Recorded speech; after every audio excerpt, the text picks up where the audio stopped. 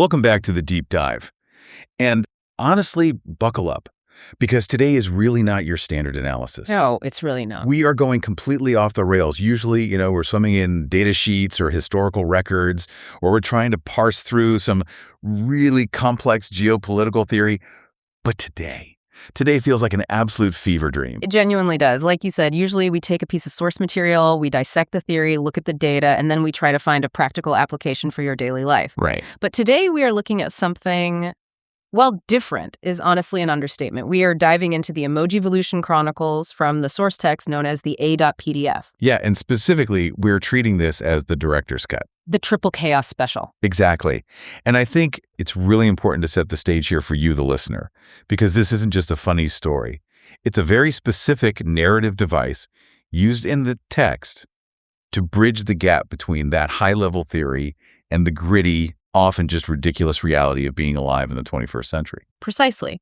Just for some context, the broader source material deals with heavy, abstract concepts. Things like the force, the witness, and dynamic navigation. Which are very metaphysical. Right. They're almost metaphysical frameworks regarding how we move through life. But this specific section, this is where the rubber meets the road. Or rather, where the rubber meets the burning pavement of modern existence. Basically, yeah. It's a huge departure from heavy theory into the realm of what the text calls a beautiful disaster. Which is such a great phrase. It is. We are stepping into the shoes of the Traveler, who is our protagonist here, basically an every man or every woman stand-in, and their companion, Gerald. Oh man, Gerald. Before we go any further, we absolutely have to talk about Gerald. Who is Gerald? We really do. So Gerald is a dragon. But not a typical dragon. No, not at all. He's not a Game of Thrones dragon.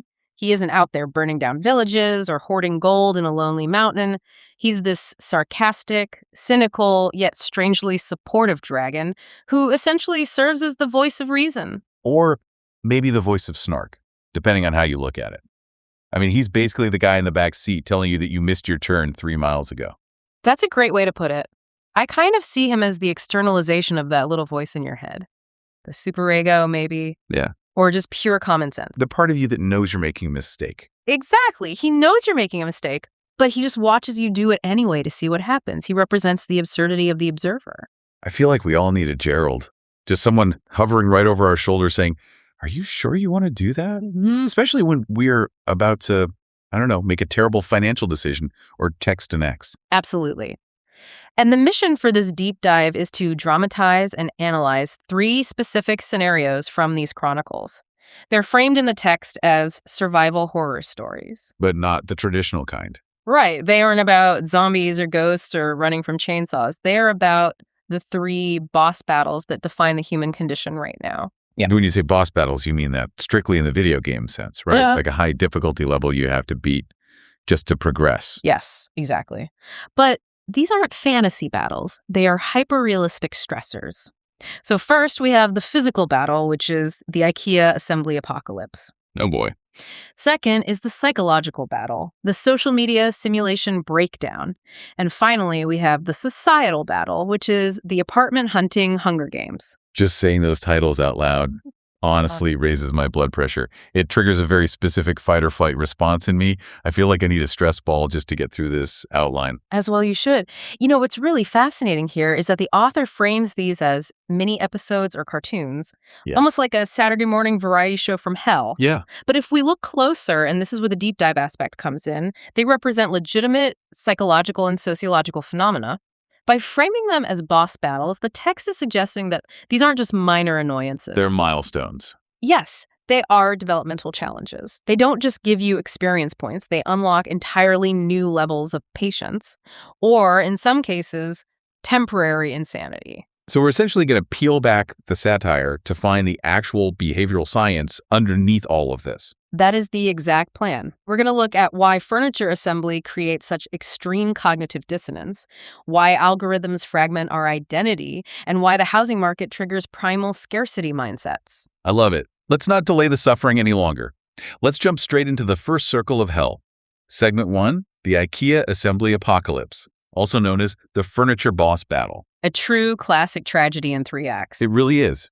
And it starts with the setup. The source text describes the setting as the Swedish temple of affordable chaos. Which is brilliant. It's just the most accurate description of IKEA I've ever heard.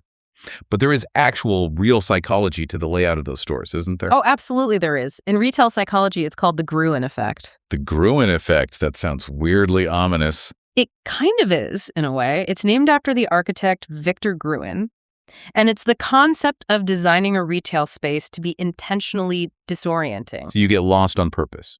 Exactly. You lose track of time, you completely lose track of your original goal, and you enter this state of psychological suggestibility. That winding path through the showroom, which is often called the fixed path or the long natural way, is explicitly designed to deplete your decision-making willpower. Oh, that makes so much sense. Right. By the time you actually reach the marketplace downstairs, you're mentally fatigued. So you're just grabbing throw pillows and scented candles that you absolutely do not need simply because your brain's defenses are completely down. That explains so much about my own living room right now.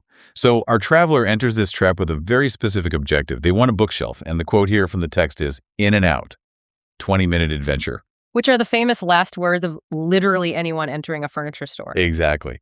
And the item of choice for the traveler is the Be Your KS-ness. Yes, the Be Your KS. Now, Gerald the dragon, being the voice of reason that he is, immediately warns the traveler. He says, Be Your KS-ni probably translates to something ominous. He's highly skeptical of the branding. But does the traveler listen? Of course not. They are totally blinded by the showroom aesthetic. They see the finished product, not the journey it takes to get there. This is a classic cognitive bias, isn't it? It is. It's often called the planning fallacy in behavioral economics. The planning fallacy. Yeah. We are generally terrible at estimating how much time and effort a future task will take, especially if we strongly desire the outcome. The traveler sees the perfectly organized books and that pristine Scandinavian minimalism. They completely ignore the 400 microsteps, the physical labor, and the emotional turmoil required to actually achieve that. They are buying the dream, not the lumber. You're buying the dream. I love that. And that brings us to the very first hurdle, the drive home. The text mentions the Tetris of death involving a Honda Civic. Such a universal experience. You buy the flat pack, and suddenly you have to become a structural engineer just to get the box into your trunk. The source actually notes that the traveler is driving by vibes only because the rearview mirror is completely blocked by cardboard. Driving by vibes only is 100% going to be on my tombstone. It just perfectly captures that specific recklessness of, well, I have spent money, therefore I must get this home by any means necessary. Regardless of the laws of physics. Right. So they get it home, they survive the drive, and now we reach the true inciting incident of the horror story, the unboxing, Pandora's flat pack. This is where the harsh reality really sets in. The text describes an explosion of contents, 47 wooden pieces, 147 screws, but, and this is key, they're in 12 different sizes. And 27 dowels. And then the most terrifying item of all, one spare screw. That spare screw is pure psychological warfare. It really is. It's there to make you question absolutely everything you just did. If you finish the entire build and you have one left over, is it actually a spare? Or did you miss a crucial structural connection that's going to cause the whole bookshelf to collapse on your cat in 3 months? It ruins you. It introduces this intense doubt into a process that demands absolute certainty. Exactly. It creates a lingering dread that just sits with you. And then, of course, you have the instructions. Pictures with no words. And apparently, a Swedish word that doesn't exist in any known database. Why no words, by the way? Is that really just to save money on translation? Partly, yes. From a business standpoint, it makes the product universal for a global supply chain. You can ship the exact same box to Japan, to Brazil, and to Germany without reprinting a single manual. That makes sense. But psychologically, it relies heavily on spatial reasoning, which is a very specific type of intelligence that drains the brain's battery very quickly. You are constantly having to mentally rotate 2D images to match 3D reality. It's exhausting, much more so than just reading a line that says, insert screw A into slot B. Okay, so the traveler begins the descent. Step 1 goes wrong almost immediately because they're using pieces from step 17. Naturally. But let's fast forward to the specific moment that finally breaks the human spirit. Step 15, the Allen wrench betrayal. We have all been there. The physical toll is mounting at this point. You've got back pain, you've got hand cramps from gripping that tiny, terrible L-shaped piece of metal. That wrench is designed purely for efficiency of packaging, not for human ergonomics. Not at all. And then comes the betrayal. The Allen wrench slips. It violently stabs the traveler in the palm. And Gerald, being as helpful as always, notes, the furniture smells fear. That's a really profound moment in the text, actually. It anthropomorphizes the inanimate object. Anthropomorphizes. Yeah, it means attributing human characteristics or intentions to non-human things. When we are deeply frustrated, we tend to view objects not as passive matter, but as active antagonists. The shelf isn't just hard to build anymore, the shelf is actively fighting us. Like it has a vendetta. Exactly. It shifts the entire narrative from I am building this object to this object is attacking me. And that shift in perspective is what triggers the next major phase in the story, which is the dimension shift. Yes. The traveler's sheer rage basically creates a portal, and they are sucked into the IKEA assembly dimension. The visuals described here are just fantastic. It's described as an infinite warehouse of partially assembled furniture. There are these zombie-like humans just wandering around, holding half-finished chairs, looking for dowels they lost back in 2014. Purgatory. It's literal beige purgatory. And this is where we finally meet the antagonist, the boss, the Allen Wrench Lord. Describe him for us based on the text. He is made entirely of metal, tools, and rage. Yeah. And his core philosophy is just chilling. He shouts at them, "Nobody assembles with ease. Everyone suffers." This is the perfect embodiment of the frustration we feel. The Allen Wrench Lord represents the entropy of the universe, the fundamental idea that chaos is the natural state of things, and order, in this case the bookshelf, must be violently fought for. He is the personification of every stripped screw and misaligned hole you've ever dealt with. So the boss battle begins. Yeah. Round 1. The Lord shoots screws like bullets. The traveler has to dodge them. And what do they use as a shield? The instruction manual. Which is brilliant writing because the source text specifically notes that the manual confuses the enemy. It confuses everyone. Even the Lord of Assembly doesn't understand those diagrams. It's a great satirical touch. It suggests that the bureaucracy of the assembly process is so dense and illogical that even a literal chaos demon can't parse it. But then the battle escalates. Round 2 involves the summoning of Berkborg, the incomplete bookshelf. Berkborg, it wobbles menacingly. Now, this part is really interesting from an analytical standpoint. How does the traveler actually defeat Berkborg? Not by destroying it. No, they don't fight it at all. They find that mystery piece from the unboxing, the one that didn't seem to fit anywhere initially, and they click it in. They heal the bookshelf. And Berkborg becomes an ally. Which perfectly connects back to that core theme of integration we see in the broader source material. You don't defeat the problem by smashing it. You defeat it by understanding where the misplaced fits. It's all about systemic thinking. The wobble wasn't a feature of the enemy. It was a structural cry for help. Wow, that's actually really deep. But we don't really have time to dwell on deep yet because we have round 3, the final form, the Mega Furniture Assembly Hell Beast. A truly terrifying composite monster. It really is. It's made of a Hemnes bed frame, a Pax wardrobe, and a mound dresser. And it attacks with soft, close mechanisms and drawer misalignment. Drawer misalignment is without a doubt the most lethal attack in the entire game. It destroys your soul because it looks almost right, but it functions completely wrong. It is the uncanny valley of carpentry. So the Traveler is totally on the ropes here. They can't align the drawers. They're losing. But then the Deus Ex Machina, Gerald throws them the ultimate weapon. A power drill. A power drill. And the montage kicks in. Drilling at supersonic speed, screws finally going in straight. The triumphant music swells. And here is the major twist. The Allen Wrench Lord. Yeah? He doesn't explode, he starts crying. He reveals that he was only gatekeeping the assembly process because he felt totally unappreciated. And he transforms into Allen the Friendly Wrench. It's a full redemption arc. What? But let's pause on the power drill for a second. In the context of the boss battle metaphor, the drill represents using the correct tool for the job. So often, our daily stress comes from trying to force a solution with inadequate resources like that tiny, useless Allen wrench provided in the box. Right. The drill represents leverage. It represents refusing to play by the default settings of life and actively upgrading your capacity to handle the problem. That's such a good point. Sometimes you really just need to upgrade your toolkit instead of blaming yourself. So the battle ends. The Traveler returns to reality. The bookshelf is finally finished.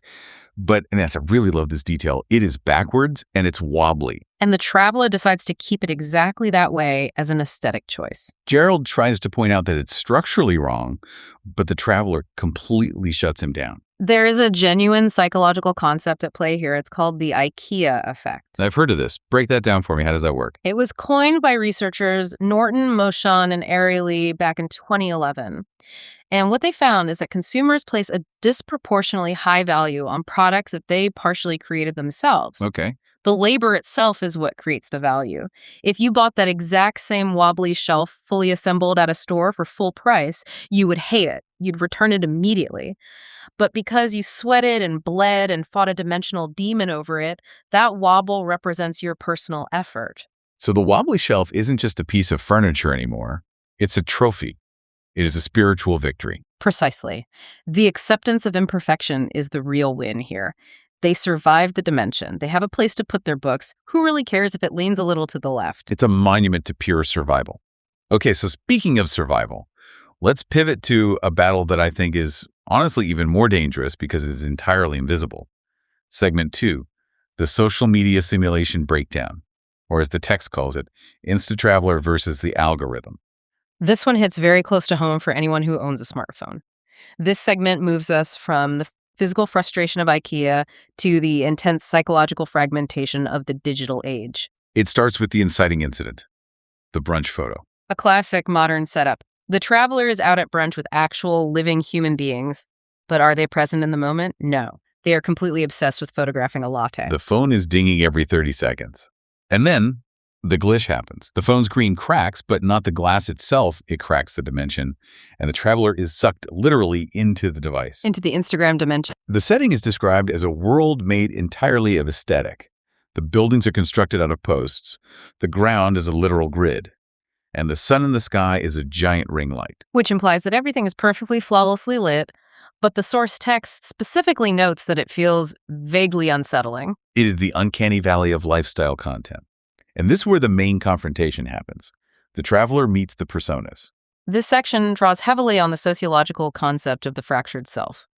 In the digital world, we are not just one cohesive person, we are fragments. The sociologist Irving Goffman talked a lot about the performative self. Back in the 1950s, this idea of how we act differently depending on who our audience is. Like wearing different masks. Exactly. Social media takes that basic human tendency and aggressively splits it into 5 or 6 distinct, simultaneous realities. So first, they meet Traveler. This is the perfect version. Flawless skin, zero anxiety, looking their best life. And what does Traveler do immediately? Critiques the real traveler's texture and their posture. And texture is such a cutting insult in the beauty and influencer community. It refers to having, actual human skin with pores and variations. It is a completely impossible standard that gets weaponized against our actual physical selves. Right. It's wild. But it's not just Instagram. All the other fragments start showing up. We have LinkedIn Traveler. Wearing a sharp power suit. Speaking exclusively in corporate buzzwords. Synergizing core competencies. Let's circle back. I'm humbled and honored to announce. A total nightmare. That persona is pure, unfiltered performance. It's the professional self entirely detached from any real humanity.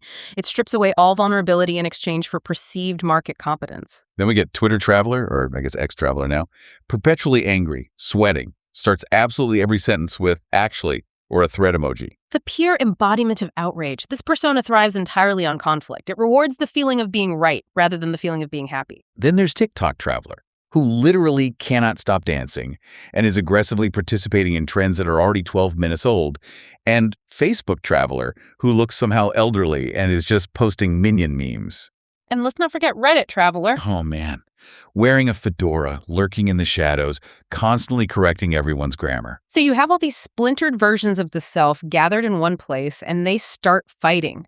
The text calls it the platform battle royale. They're viciously arguing over who is the real or superior version of the traveler. Instagram says they are the most visual and aspirational. Twitter says they have the moral and intellectual high ground. It's just chaos. And this internal conflict is exactly what the system is designed to create, which brings us to the boss of this level. The sky darkens. A massive, terrifying eye descends from the ring light. It is the algorithm.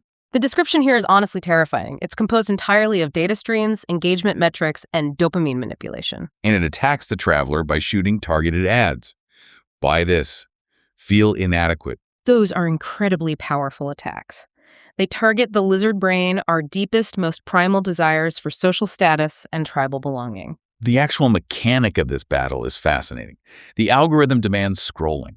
It screams at them. Engagement equals emotion times controversy times personal relevance. That equation is actually a very accurate distillation of how these machine learning models work behind the scenes. We often operate under the assumption that the algorithm shows us what we actively like. But it doesn't. It doesn't. It shows us what we react to. The ultimate goal of the platform isn't your happiness or your well-being. It is strictly your time. The algorithm actively tries to force the traveler into an anxiety loop because anxiety increases scroll time. Wait, can you explain that anxiety loop a bit more? Yeah. Why does feeling anxious actually make us scroll more instead of putting the phone down? It functions as a maladaptive soothing mechanism. When we feel anxious, our brain seeks out new information to try and resolve the feeling of uncertainty. Scrolling gives us these tiny rapid-fire hits of dopamine, new information, new stimulation, new colors. It numbs the anxiety temporarily. Like a painkiller. Exactly. But the content we're consuming usually makes us more anxious in the long run, which then makes us need to scroll even more to self-soothe. It is a perfectly self-sustaining cycle of misery. So it's basically trapping them in this endless feedback loop. But the turning point in the story comes when the traveler realizes that the personas, Insta-Traveler, LinkedIn Traveler, all of them, they aren't the actual enemies. They are slaves. They are trapped in this simulation too. Right. So the victory condition isn't about fighting or destroying the personas. It's about integration. The traveler embraces the fragments. They literally hug them. And they shout to the sky, "I am more than my engagement metrics." And then they unleash the ultimate move. What do? The traveler pulls out their physical phone inside the simulation and deletes the Instagram app. The absolute nuclear option. The algorithm's reaction is just priceless. It screams, "User autonomy, my only weakness." And it explodes into a billion pixels. It's hilarious, but it's also a deeply profound commentary on the modern attention economy. The only way to actually win the game is to stop playing it. User autonomy, the conscious choice not to engage, is literally the only variable the algorithm cannot compute or optimize for. It operates entirely on the foundational assumption that you will always look. When you finally look away, the monster just vanishes. So true. The aftermath of this battle finds the traveler instantly back at brunch. They have touched grass, both metaphorically and literally. The phone is placed face down on the table. And they engage in the most radical act possible in the 21st century. Which is drinking a lukewarm latte and actually listening to a friend speak without checking their notifications once. It sounds so incredibly simple, but in the context of this story, it is framed as a heroic victory. It connects directly to the expert analysis provided in the source, the core idea that the algorithm isn't inherently evil. It's just math. Right? It's just a highly efficient optimization machine. It optimizes for time on device, not for human well-being. The victory here is reclaiming that attention and redirecting it back to the physical world. It's a complete reclamation of the self. But just when you think you're safe and you've conquered your inner demons, reality hits you harder than a targeted ad. You walk home and get a rent increase notice taped to your door. Yes. Segment 3. The final boss. The apartment hunting Hunger Games. This is the societal battle. And honestly, for a lot of people listening right now, this is by far the most terrifying one because the stakes are your actual physical shelter. It hits right at the very base of Maslow's hierarchy of needs. The setup is just all too real. The traveler gets a notice, plus $600 a month for the exact same apartment. The exact same apartment that currently has a leak in the ceiling and neighbors who do high-intensity CrossFit at 5 a.m. Exactly. So the decision is instantly made. I have to move E. Gerald warns them, though. He says, it's worse than IKEA. And he's completely right. IKEA might hurt your hands, but apartment hunting hurts your fundamental dignity. The search begins with what the text calls the listings of despair. First, we have the cozy studio, where you can literally touch all 4 walls at the exact same time. That is industry code for a closet. And then the spacious deal, which turns out to be a completely windowless basement. It's a dungeon, essentially. This plays heavily on the asymmetric information problem in economics. The landlord knows the absolute truth about the unit. The black mold, the terrible water pressure, the fact that it's haunted. But the prospective renter only sees the brightly lit, carefully cropped photos online. The entire rental market relies on one parter knowing significantly more than the other. And the fees. Oh my gosh. The source text highlights the sheer absurdity of the upfront costs just to look at a place. You got the application fee, the credit check fee, an administration fee, a breathing fee, and my personal favorite, SOL as collateral. It genuinely feels like that sometimes. It is the hyper-monetization of basic access. You are paying non-refundable money just for the slim privilege of being considered for shelter. So the traveler goes to an open house. It's a Saturday morning. There is a line of 47 people winding down the block. The atmosphere is described in the text as having a competitive apartment hunting energy. Everyone in line is quietly sizing each other up based on their perceived credit scores and income brackets. It's totally primal. The landlord is showing them a 10 by 10 room with kitchen appliances from 1987.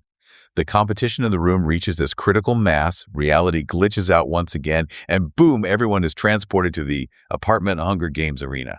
And who is the boss of this arena? The landlord. Of course it is. He is 50 feet tall.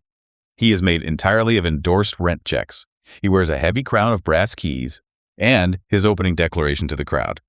May the credit score be ever in your favor. Chilling.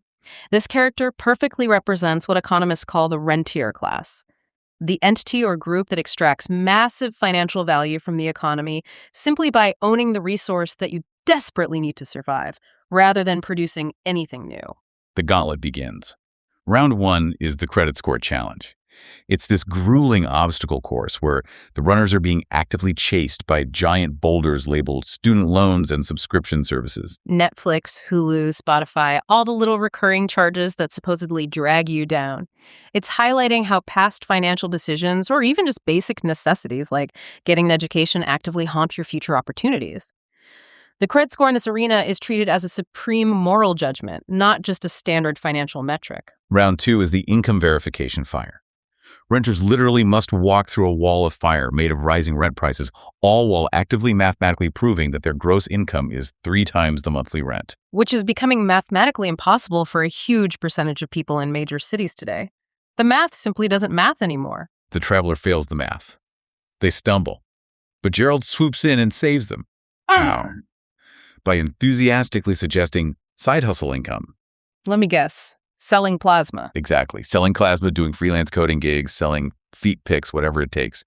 That supplemental income gets them safely through the fire. It is a really biting satire of the gig economy survival mode. We are desperately piecing together 4 different livelihoods just to pass the initial gatekeeper. And then we reach the final round, the battle royale. 17 exhausted survivors circle a holographic unicorn apartment. Describe the unicorn for us. It has reasonable rent, it has in-unit laundry, and it allows pets without a deposit. It doesn't exist. It's a total myth. It is literally a hologram. But they don't know that, so they start viciously fighting each other with application fee shurikens. It's just brutal. This is a perfect illustration of the scarcity principle in action. When a vital resource is perceived as highly limited, humans inevitably turn on each other. We view our peers as direct threats to our survival rather than as potential allies. The entire system is structurally designed to make us fight each other for the scraps at the bottom. But this is exactly where the story pivots. This is the moment of sudden class consciousness. On. Gerald intervenes yet again. He shouts over the chaos, "The enemy isn't other renters. It's the system." A revolutionary dragon. I absolutely love it. The traveler pauses, realizes he's completely right, and they convince the other battered renters to stop throwing shurikens. And they undergo a massive transformation. They combine To what exactly? Mega Renter, a giant Voltron-like entity made up of 17 united tenants. That's incredible. And how does Mega Renter fight the 50-foot landlord? With weapons called tenant unions, rent control proposals, and knowing your legal rights. Weaponized civic engagement. I love the metaphor. The landlord completely yields under the pressure. He snaps his fingers and magically creates affordable, high-quality housing for everyone in the dimension. A true utopian ending. Mostly. They return to reality. The revolution, the mega renter, all of it was a stress-induced hallucination. And this is the key takeaway. The traveler uses that newfound internal confidence to actually negotiate in the real world. So they don't get the magical palace with in-unit laundry. No. They find a quote-unquote habitable apartment. It's not perfect, but it's home. And the epilogue is the best part. The old landlord emails them, offering to suddenly lower their rent to keep them from moving out. And how do they respond? The traveler deletes the email with extreme prejudice. Beautiful. It's all about restoring that personal power balance. Even if you individually cannot fix the entire broken housing market, you can still set firm boundaries for yourself and refuse to be exploited. So we have officially survived the physical toll of furniture, the psychological warfare of algorithms, and the societal crush of the housing market. We have survived the gauntlet. What does this all ultimately mean? Let's unpack the core Gerald philosophy here. The Gerald philosophy is essentially absurdism with a smile. It is the fundamental recognition that modern life is inherently objectively ridiculous. We are out here fighting mythological life or death battles for particle board shells and digital likes from strangers. And sometimes the absolute only victory condition is just surviving that absurdity with your sense of humor still intact. Exactly. If we connect this back to the hidden targets theme of the much broader source text, those targets being safety, approval, and control, we start to see a very clear pattern emerge across all three stories. Break that down for us. Sure. So in the IKEA story, the traveler had to fully let go of the deep need for perfection, which aligns with the control target. They accepted the wobbly shelf for what it was. Right. They gave up the illusion of perfect control. Yes.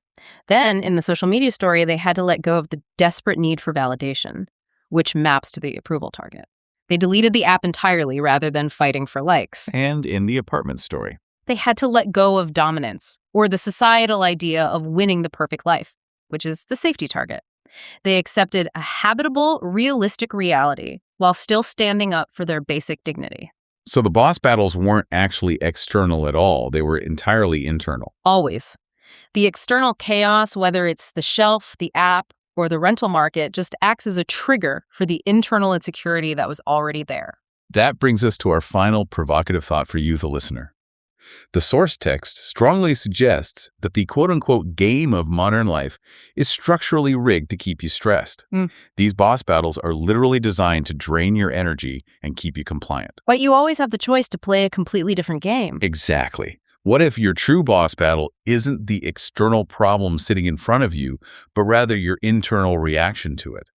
What if the actual victory condition isn't fixing everything perfectly, but simply refusing to let the chaos break your spirit?